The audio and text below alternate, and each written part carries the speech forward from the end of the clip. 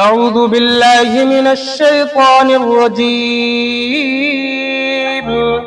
میں پناہ چاہتا ہوں اللہ کی شیطان مردود سے۔ بسم اللہ الرحمن الرحیم،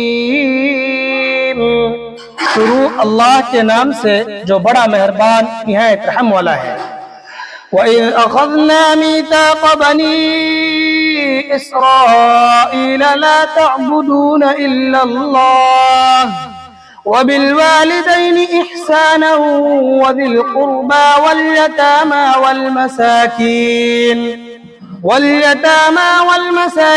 وَقُولُوا لِلنَّاسِ حُسْنًا وَأَقِيمُوا الصَّلَاةَ وَآتُوا الزَّكَاةَ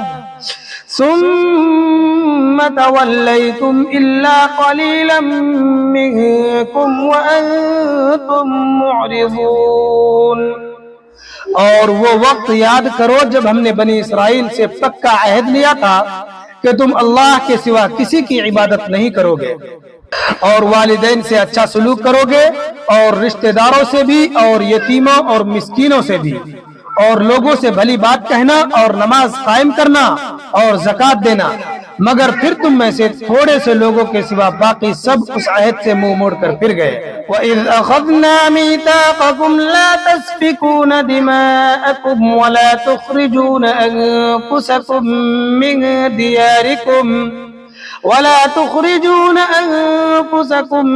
مِّن دِيَارِكُمْ ثُمَّ أَقْرَرْتُمْ وَأَنتُمْ تَشْهَدُونَ۔ اور یاد کرو جب ہم نے تم سے پکا عہد لیا تھا کہ تم ایک دوسرے کا خون نہیں بہاؤ گے، اور اپنے آدمیوں کو اپنے گھروں سے نہیں نکالو گے، مگر پھر تم نے اقرار کیا تھا اور تم خود اس بات کے گواہ ہو۔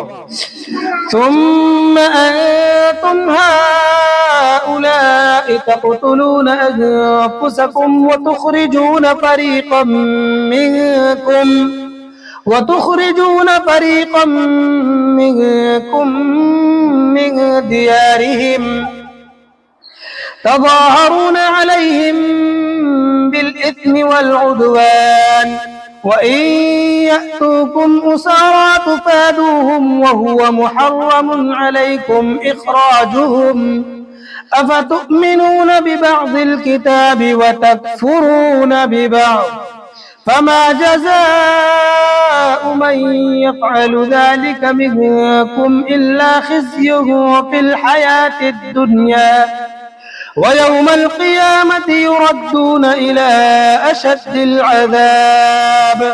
وما الله بغافل عما تعملون۔ اس کے بعد آج تم ہی وہ لوگ ہو کہ اپنے ہی آدمیوں کو قتل کرتے ہو، اور اپنے ہی میں سے کچھ لوگوں کو ان کے گھروں سے نکال باہر کرتے ہو، اور ان کے خلاف گناہ اور زیادتی کا ارتکاب کر کے ان کے دشمنوں کی مدد کرتے ہو، اور اگر وہ دشمنوں کے قیدی بن کر تمہارے پاس آ جاتے ہیں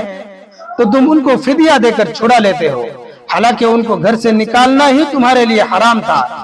تو کیا تم کتاب تورات کے کچھ حصے پر تو ایمان رکھتے ہو اور کچھ کا انکار کرتے ہو؟ اب بتاؤ کہ جو شخص ایسا کرے اس کی سزا اس کے سوا کیا ہے کہ دنیاوی زندگی میں اس کی رسوائی ہو، اور قیامت کے دن ایسے لوگوں کو سخت ترین عذاب کی طرف بھیج دیا جائے گا، اور جو کچھ تم کرتے ہو اللہ اس سے غافل نہیں ہے۔ أولئك الذين اشتروا الحياة الدنيا بالآخرة فلا يخفف عنهم العذاب ولا هم ينصرون۔ یہ وہ لوگ ہیں جنہوں نے دنیاوی زندگی کو آخرت کے بدلے خرید لیا ہے، نہ ان کے عذاب میں کوئی تخفیف ہوگی اور نہ ان کی مدد کی جائے گی۔